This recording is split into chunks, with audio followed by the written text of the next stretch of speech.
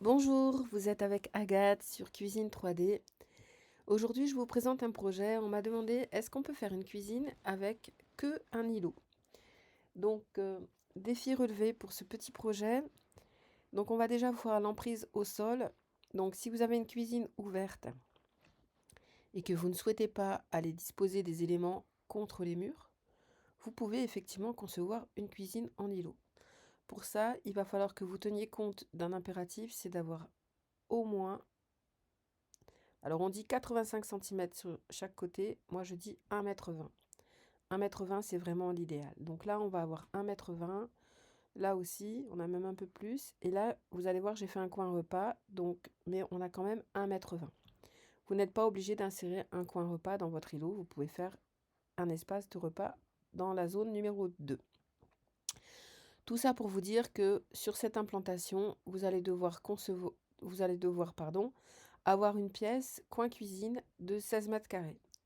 C'est l'idéal. On peut avoir un peu moins, genre 15. Si vous descendez entre 12 et 15, ça va vraiment être juste et vous allez devoir supprimer le coin repas dans l'îlot et faire des concessions sur la structure de l'îlot. Donc on va aller voir tout de suite en 3D ce que ça donne. Nous voilà dans le projet.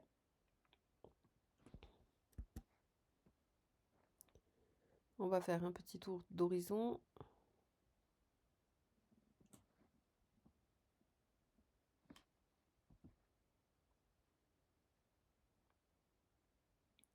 Donc si vous voulez avoir une cuisine complètement en îlot, il va falloir envisager d'utiliser toutes les côtés. Tous les côtés, pardon. Donc vous voyez que dans ce projet, j'ai placé des éléments sur chaque face. On va donc détailler la structure de cet îlot.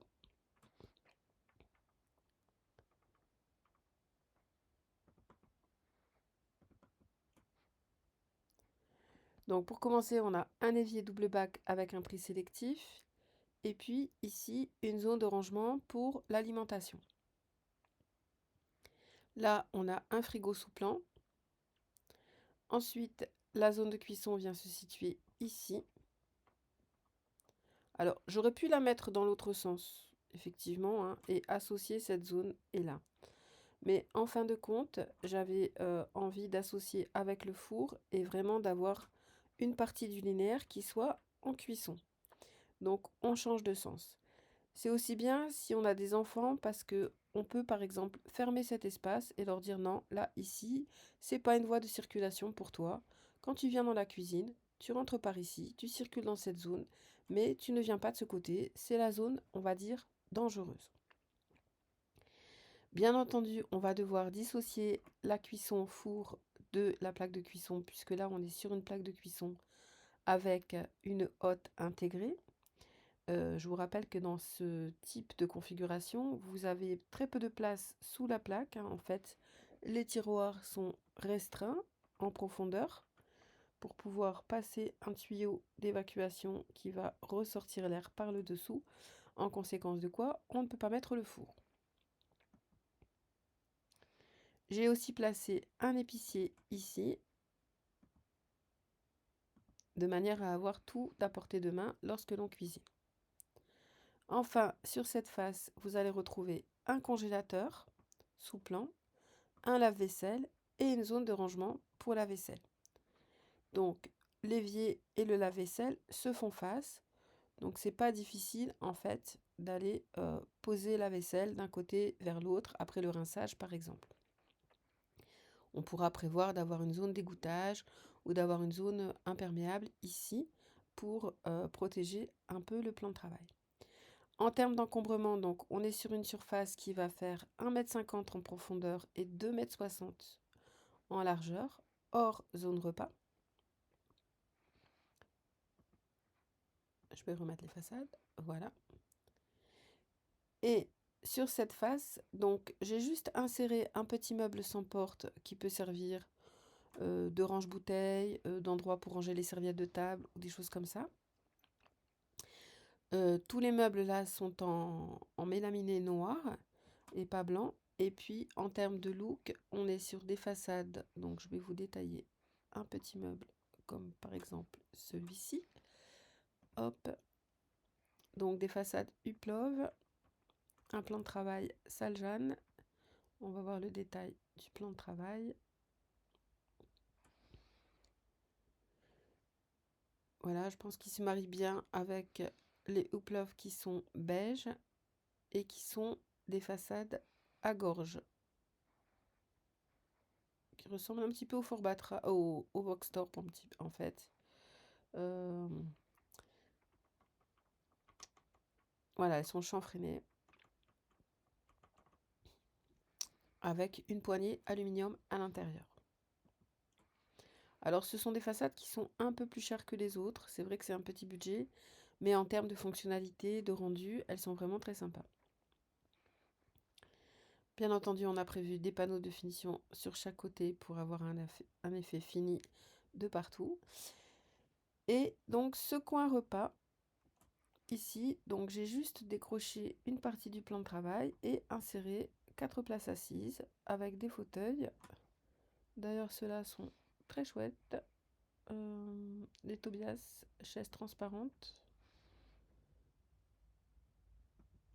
Et celles-ci ont la particularité d'être empilables, ce qui est très pratique quand on veut gagner de la place dans la pièce.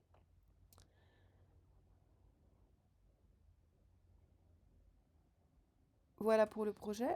Donc, on est sur un budget global de quasiment 8 000 €.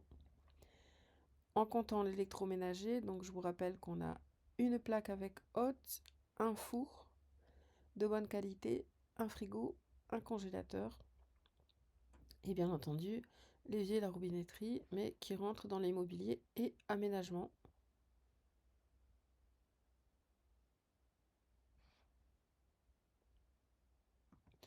Enfin, j'ai complété ce projet avec un vaisselier parce que vous avez vu qu'ici, ça va être compliqué de ranger beaucoup de vaisselle.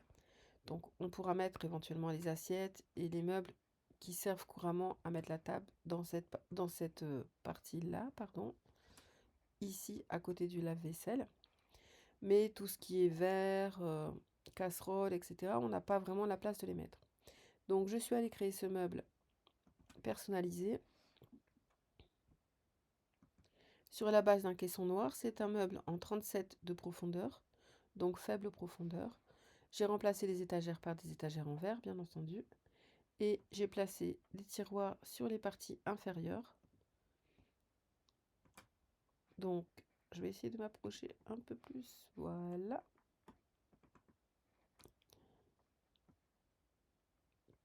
On est là. Donc, je pense qu'on voit mieux le meuble. Donc, ici, on a un tiroir intérieur pour ranger, par exemple, les couverts. Et enfin, en bas, on a un tiroir plus haut qui permet de ranger des gamelles plus hautes. Voilà pour ce projet de vaisselier avec donc un châssis noir et puis un travail sur le bicolore beige clair et beige plus foncé. J'espère que vous aimez ce vaisselier. Donnez-moi vos avis dans les commentaires. Voilà pour ce projet de cuisine 100% îlot, on va dire. C'est une bonne option si on veut avoir quelque chose de convivial, si on n'a pas envie de s'embêter à aller faire des trous dans les murs. Par exemple, si vous êtes en location, que vous souhaitez investir et que vous voulez composer quelque chose que vous allez garder et emporter avec vous. En revanche, au niveau des contraintes techniques, vous allez devoir tenir compte qu'il vous faut un espace avec une arrivée, une évacuation d'eau au centre et bien entendu une arrivée d'électricité pour le four et pour la plaque de cuisson. Au niveau du plan de travail, donc on est sur un plan en 4, même 5 morceaux. On a donc un morceau ici, un deuxième là, un troisième ici, une partie au centre, hop, qui est comme ça, dans laquelle on aura donc toute cette partie-là là, qui est blanche là. Hein, on aura la zone technique avec les arrivées, les évacuations d'eau. Si je remets le petit bout.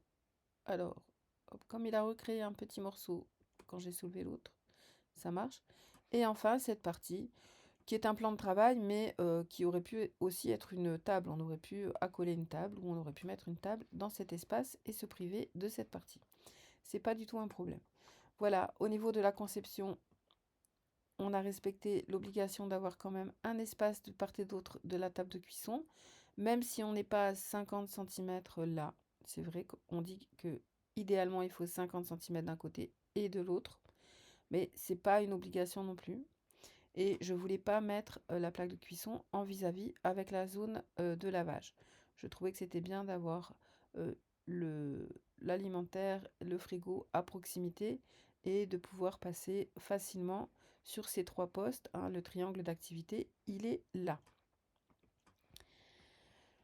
Je vous invite à me mettre des commentaires, je vous invite à liker cette vidéo, à vous abonner à ma chaîne. Je vous invite à faire appel à mes services pour votre conception, que ce soit avec IKEA, avec des façades IKEA ou avec d'autres façades. Je vous rappelle qu'il y a plein de prestataires qui font des façades super originales. Donc j'espère avoir bientôt l'occasion de travailler avec eux. Au revoir et à bientôt.